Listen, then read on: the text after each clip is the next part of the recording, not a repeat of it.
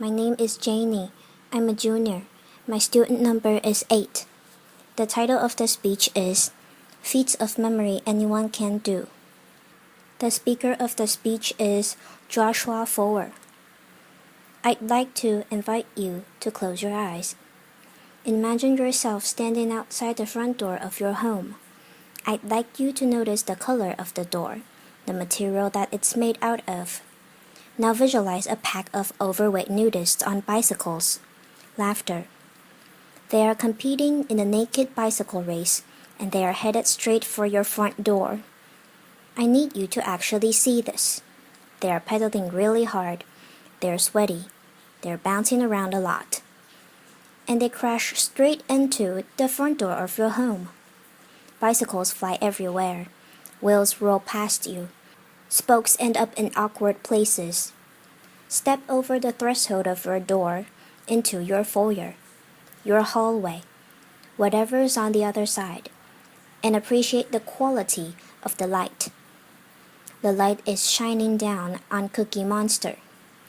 Cookie Monster is waving at you from his perch on top of a tan horse. It's a talking horse. You can practically feel his blue fur tickling your nose. You can smell the oatmeal raisin cookie that he's about to shovel into his mouth. Walk past him. Walk past him into your living room. In your living room, in full imaginative board band, picture Britney Spears. She is scantily clad. She stands in on your coffee table, and she's singing "Hit Me Baby One More Time." And then, follow me into your kitchen. In your kitchen, the floor has been paved over with a yellow brick road, and out of your oven are coming towards you Dorothy, the Tin Man, the Scarecrow, and the Lion from The Wizard of Oz, hand in hand, skipping straight towards you. Okay, open your eyes. I want to tell you about a very bizarre contest that is held every spring in New York City. It's called the United States Memory Championship. And I had gone to cover this contest a few years back as a science journalist, expecting, I guess, that this was going to be like the Super Bowl of savants. This was a bunch of guys and a few ladies, widely varying in both age and hygienic upkeep. Laughter. They were memorizing hundreds of random numbers, looking at them just once. They were memorizing the names of dozens and dozens and dozens of strangers. They were memorizing entire poems in just a few minutes. They were competing to see who could memorize the order of a shuffled pack of playing cards the fastest. I was like, this is unbelievable. These people must be freaks of nature. And I started talking to a few of the competitors. This is a guy called Ed Cook, who had come over from England, where he had one of the best trained memories. And I said to him, Ed, when did you realize that you were a savant? And Ed was like, I'm not a savant. In fact, I have just an average memory. Everybody who competes in this contest will tell you that they have just an average memory. We've all trained ourselves to perform these utterly miraculous feats of memory using a set of ancient techniques invented 2,500 years ago in Greece, the same techniques that Cicero had used to memorize his speeches, that medieval scholars had used to memorize entire books. And I said, whoa, how come I never heard of this before? And we were standing outside the competition hall, and Ed, who is a wonderful, brilliant, but somewhat eccentric English guy, says to me, Josh, you're an American journalist. Do you know Britney Spears? I'm like, what? No. Why? Because I really want to teach Britney Spears how to memorize the order of a shuffled pack of playing cards on U.S. national television. It will prove to the world that anybody can do this. Laughter. I was like, well, I'm not Britney Spears, but maybe you could teach me. I mean, you've got to start somewhere, right? And that was the beginning of a very strange journey for me. I ended up spending the better part of the next year not only training my memory, but also investigating it, trying to understand how it works, why it sometimes doesn't work, and what its potential might be. And I met a host of really interesting people. This is a guy called EP. He's an amnestic who had very possibly the worst memory in the world. His memory was so bad that he didn't even remember he had a memory problem, which is amazing. And he was this incredibly tragic figure, but he was a window into the extent to which our memories make us who we are. At the other end of the spectrum, I met this guy. This is Kim Peek. He was the basis for Dustin Hoffman's character in the movie Rain Man. We spent an afternoon together in the Salt Lake City Public Library memorizing phone books, which was scintillating. Laughter. And I went back and I read a whole host of memory treatises written 2,000 plus years ago in Latin, in antiquity, and then later in the Middle Ages.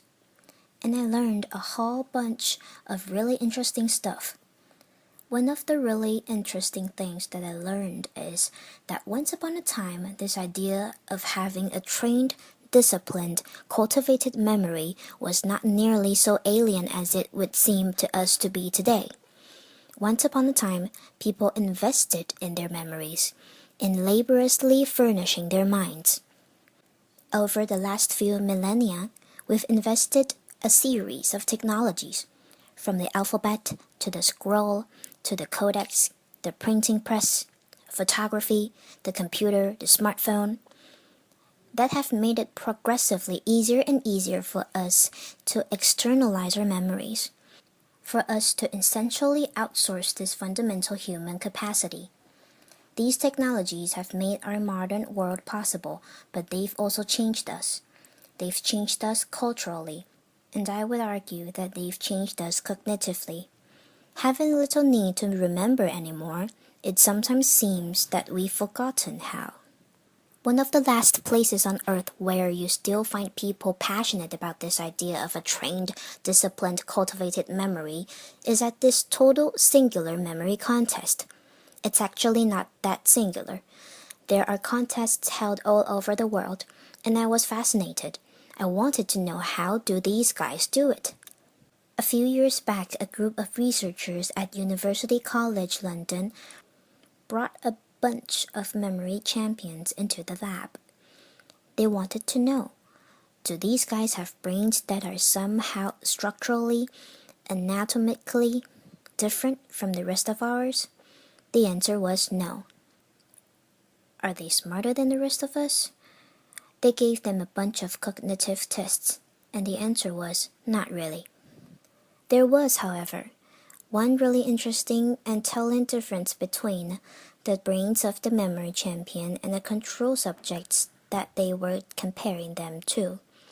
When they put these guys in an fMRI machine, scanned their brains while they were memorizing numbers and people's faces and pictures of snowflakes, they found the memory champions were lightening up different parts of the brain than everyone else. Of note, they were using, or they seemed to be using, a part of the brain that's involved in spatial memory and navigation. Why? And is there something that the rest of us can learn from this? The sport of competitive memorizing is driven by a kind of arms race where every year somebody comes up with a new way to remember more stuff more quickly, and then the rest of the field has to play catch-up. This is my friend Ben Pritmore, 3-time world memory champion. On his desk in front of him are 36 shuffled packs of playing cards that he is about to try to memorize in 1 hour, using the technique that he invented and he alone has mastered. He used a similar technique to memorize the precious order of 4,140 random binary digits in half an hour. Laughter. Yeah. And while there are a whole host of ways to remembering stuff in these competitions, everything, all of the techniques that are being used, ultimately come down to a concept that psychologists refer to as elaborative encoding. And it's well illustrated by a nifty paradox known as the Baker paradox, which goes like this. If I tell two people to remember the same word, if I say to you, remember that there is a guy named Baker. That's his name. And I say to you, remember that there is a guy who is a baker. Okay? And I come back to you at some point later on and I say, do you remember that word I told you a while back? Do you remember what it was? The person who was told his name is Baker is less likely to remember the same word than the person who was told his job is a baker. Same word, different amount of remembering. That's weird. What's going on here? Well, the name Baker doesn't actually mean anything to you. It is entirely untethered from all of the other memory floating around in your skull. The common noun baker, we know bakers. Bakers wear funny white hats. Bakers have flour on their hands. Bakers smell good when they come home from work. Maybe we even know a baker. And when we first hear that word, we start putting these associational hooks into it that make it easier to fish it back out at some later date. The entire art of what is going on in these memory contests and the entire art of remembering stuff better in everyday life is figuring out ways to transform capital B bakers into lowercase b bakers. To take information that is lacking in context, in significance, in meaning, and transform it in some way, so that it becomes meaningful in the light of all the other things that you have in your mind. One of the more elaborate techniques for doing this dates back 2,500 years to ancient Greece. It came to be known as the Memory Palace. The story behind its creation goes like this. There was a poet called Simon Dice, who was attending a banquet. He was actually the hired entertainment, because back then, if you wanted to throw a really slamming party, you didn't hire a DJ, you hired a poet. And he stands up, delivers his poem from memory, walks out the door, and at the moment he does, the banquet hall collapses. Kills everybody inside. It doesn't just kill everybody, it mangles the body beyond all recognition. Nobody can say who was inside. Nobody can say where they were sitting. The bodies can't be properly buried. It's one tragedy compounding another. Simon Knight, standing outside, the sole survivor, amid the wreckage, closed his eyes and has this realization, which is that in his mind's eye, he can see where each of the guests at the banquet had been sitting, and he takes the relatives by the hand and guides them each to their loved ones amid the wreckage. What Simon Knight figured out at that moment is something that I think we all kind of intuitively know, which is that as bad as we are at remembering names and phone numbers and word-for-word instructions from our colleagues, we have really exceptional visual and spatial memories. If I ask you to recount the first 10 words of the story that I just told you about Simon Knight, chances are you would have a tough time with it. But I would wager that if I asked you to recall who is sitting on top of a talking tan horse in your foyer right now, you would be able to see that. The idea behind the Memory Palace is to create this imagined edifice in your mind's eye and populate it with images of the things that you want to remember. The crazier, weirder, more bizarre, funnier, roushier, stinkier the image is, the more unforgettable it's likely to be. This is advice that goes back 2,000 plus years to the earliest Latin memory treaties. So how does this work? Let's say that you've been invited to TED Center stage to give a speech, and you want to do it from memory, and you want to do it the way that Cicero would have done it if he had been invited to text X Rome 2,000 years ago. Laughter, What you might do is picture yourself at the front door of your house, and you'd come up with some sort of crazy, ridiculous, unforgettable image to remind you that the first thing you want to talk about is this total bizarre contest.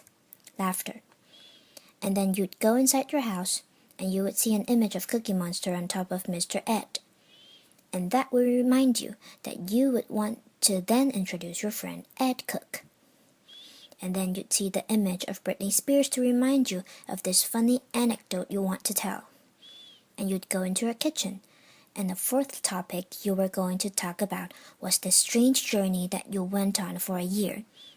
And you'd have some friends to help you remember that. This is how Roman orators memorized their speeches. Not word for word, which is just going to screw you up, but topic for topic. In fact, the phrase topic sentence that comes from the Greek word topos, which means place. That's a vestige of when people used to think about oratory or rhetoric in these sorts of spatial terms. The phrase in the first place, that's like in the first place of your memory palace. I thought this was just fascinating, and I got really into it. And I went to a few more of these memory contests. And I had this notion that I might write something longer about this subculture of competitive memorizers. But there was a problem. The problem was that a memory contest is a pathologically boring event. Laughter. Truly, it is like a bunch of people sitting around talking the SATs. I mean, the most dramatic it gets is when somebody starts massaging their temples. And I'm a journalist. I need something to write about. I know that there's incredible stuff happening in these people's minds, but I don't have access to it. And I realized if I was going to tell this story, I needed to walk in their shoes a little bit. And so I started trying to spend 15 or 20 minutes every morning before I sat down with my New York Times, just trying to remember something.